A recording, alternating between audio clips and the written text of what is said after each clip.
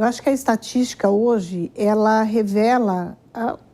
não é uma realidade total do que acontece, porque nós temos uma especialista aqui na mesa que atua na área, mas eu entendo que há inúmeros casos que são subnotificados, porém hoje, através dos controles que existem, seja através das medidas protetivas concedidas pelo Poder Judiciário ou mesmo lá nas delegacias, nós temos sim como aferir um aumento desse índice. No entanto, uma coisa é fato, após a pandemia, durante e após, esses números cresceram demais, as pessoas estão adoecidas.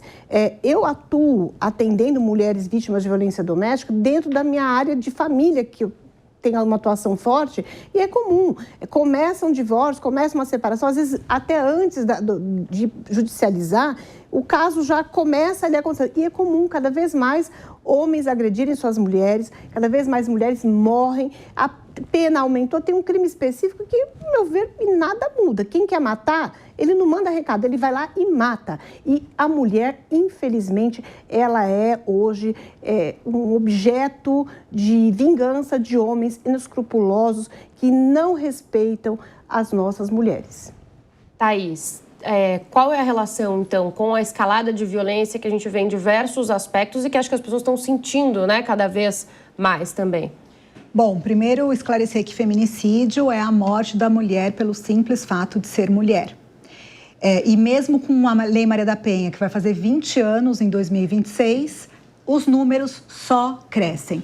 Existe uma pesquisa incrível, uma filósofa, de verdade é uma pesquisadora e filósofa norte-americana, que ela fala sobre um fenômeno que ela chama de backlash, que é o fenômeno de ressentimento dos homens. Historicamente, todas as vezes que mulheres ocupam espaços, a violência aumenta contra os corpos femininos. É importante a gente entender que o feminicídio é um projeto histórico de dominação. As mulheres continuam morrendo.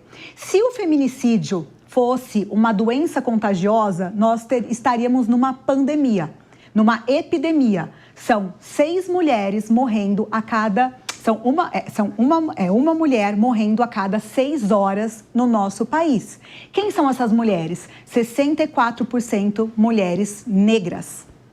89% das mulheres que morreram em 2024 foram mortes dos seus próprios parceiros. 64% dentro das suas próprias casas, o que faz o lugar mais perigoso para uma mulher ser a sua própria casa. Então veja que absurdo o que nós estamos vivendo hoje no nosso país. Um aumento de casos de mulheres que são mortas pelos seus próprios parceiros dentro das suas próprias casas e muitas vezes na frente dos próprios filhos. Então, esse é um assunto que precisa ser tratado com visibilidade, educação e projeto para que haja uma mudança cultural, para que parem de nos matar.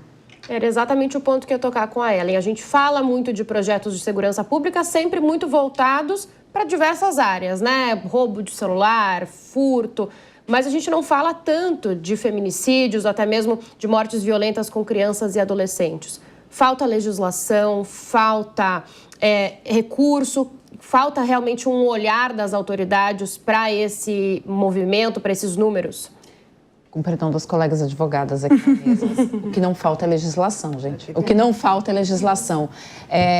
Eu gosto muito que a Thaís trouxe aqui o conceito da Susan Faludi, né, do backlash, porque, assim, quando você olha para esse conceito, para quem está estudando de forma séria o tema, não de forma populista o tema, né?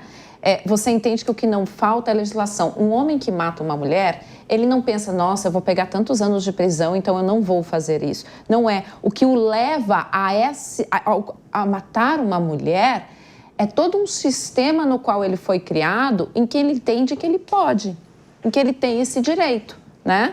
Então, no Brasil, quando a gente discute segurança pública, qualquer crime de repercussão, a primeira coisa que você vai ver é um parlamentar propondo aumentar a pena para aquele crime. E isso não resolve nada. Isso não resolve absolutamente nada. Então, Thaís, quando você diz assim, feminicídio é você matar uma mulher simplesmente por matar uma mulher, eu acredito que isso confunde muito a cabeça da pessoa, porque o homem que está nos ouvindo vai dizer, eu jamais mataria minha mulher só porque ela é uma mulher. Mas esse homem não vai, por exemplo, pensar assim, se ele ficar irritado quando ele pede para se separar, Quando ela pede para se separar, ele não aceita, eles se separam, ela arruma outro e aí ele entende que ele tem o direito de matar aquela mulher. Então, é essa mudança necessária. Não, é parar de olhar para essa questão da violência contra a mulher como um caso populista para vai lá e aumentar a pena ou propõe castração química e uma série de outras bobagens que eu já ouvi proporem para solucionar esse tipo de coisa. Assim, isso não vai mudar se você não ensinar o seu filho que ele não pode levantar a voz com a colega mulher, né? Que ele não é dono da mulher e quando ela faz uma coisa que o contraria, ele não pode dar uma mordida, bater e esse tipo de coisa. Mas isso começa lá no início, né? E isso, a Patrícia, que é economista, pode falar bem pra gente, também vai além de desigualdades sociais. Claro que esse é um fator que interfere em muitas coisas da vida de todos, mas a gente tem crimes como esse em todas as classes sociais, né? Em todas as classes sociais. Também muito desse feminicídio podem, sim, em classes mais altas, ser provocado por uma questão de violência patrimonial também, né? Isso a gente também tem que conversar sobre isso. Muitas vezes, e também na minha área, no escritório, eu vejo, as mulheres não têm noção do patrimônio envolvido daquele casal, por exemplo. E quando a mulher começa a entender, e muitas vezes o CPF dela está atrelado a uma empresa, e aí se fala em desconsideração da personalidade jurídica, enfim, um assunto bastante complicado e complexo, né?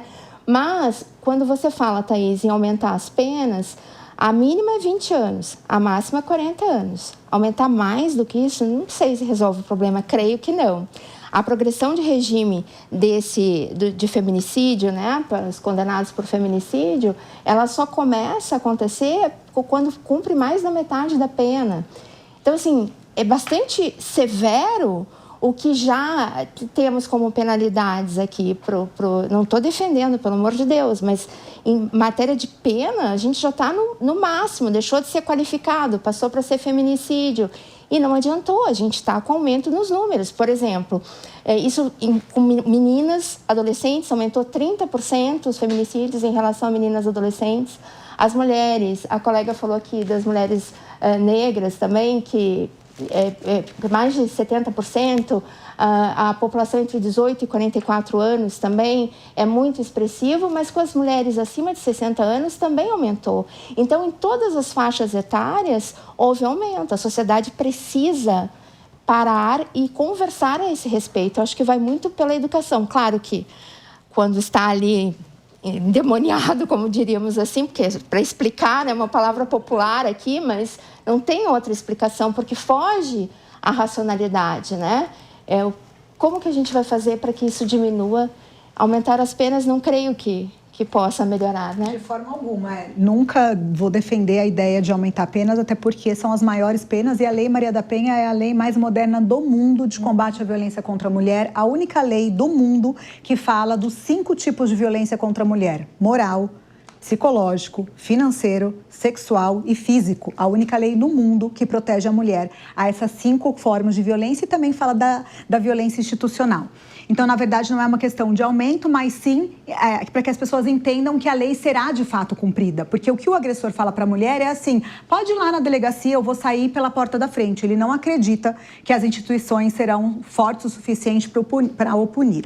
Em relação à questão do feminicídio, o que conta como feminicídio é o fato da mulher ter sido morta pela condição de ser mulher. E eu concordo muito com o que você fala, Ellen, que no momento em que o homem... ninguém se acha um potencial feminicida. Ninguém se acha um potencial estuprador de mulheres, mas nós estamos sendo estupradas a cada 8 minutos nesse país. Então, quem são esses homens que matam uma mulher a cada 6 horas? Porque todos os homens falam, mas eu tenho mãe, eu tenho irmão. Mas que homem que não nasceu de uma mãe? Todo mundo nasceu de uma mulher. Então, o fato de você ter irmã, filha, esposa, não te faz menos violento para as mulheres. O que a gente precisa entender, e a fala da Ellen foi muito boa nesse sentido, de começar a reconhecer os pequenos sinais de violência. O feminicídio começa com a piada machista que a gente entende como normal. Foi só uma brincadeira. Não, é essa brincadeira que é o primeiro degrau de uma escada que termina no feminicídio.